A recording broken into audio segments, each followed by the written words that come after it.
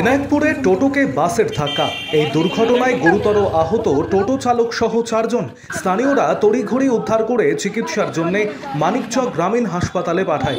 ঘটনাস্থলে মানিকচক থানার পুলিশ। ঘটনা সম্পর্কে জানা গিয়েছে, মানিকচক থেকে মালদার দিকে এক বেসরকারি বাস যাচ্ছিল। এনায়েতপুর এলাকায় টোটোকে বাসে ধাক্কা মারে বলে অভিযোগ স্থানীয়দের। টোটোতে থাকা 3 যাত্রী সহ টোটো চালক আহত।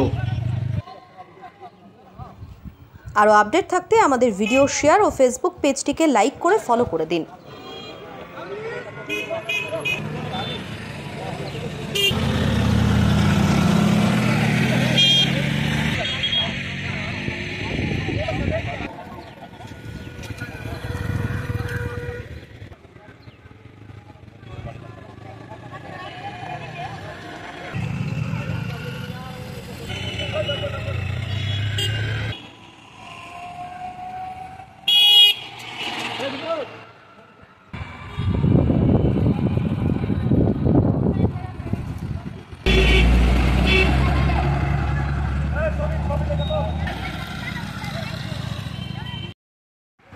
ব্যাপারটা আমি বাইরে ছিলাম, আমি শুনতে পেলাম এখানে একটা ঘটনা ঘটেছে।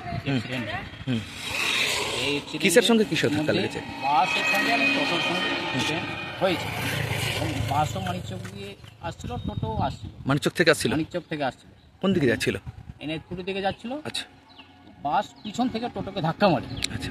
ধাক্কা মারার পরে সঙ্গে সঙ্গে তার 4 জন আহত হয় এবং আহত হওয়ার পরে ওদের দেখলাম রক্তগুলা লেগেই আছে এবং এখানকার পাড়াবেশি লোকগুলা এসে ওনাকে হসপিটাল নিয়ে যাওয়া হয়। আচ্ছা, পুলিশ এসছে? আচ্ছা, পুলিশ এসছে, প্রশাসন এসছে, উনি খোঁজখবর নিচ্ছেন।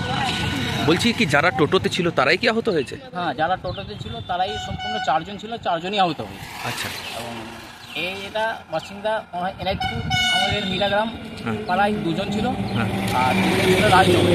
ওরা সব মানিকচকের মধ্যে? সব মানিকচকের মধ্যে।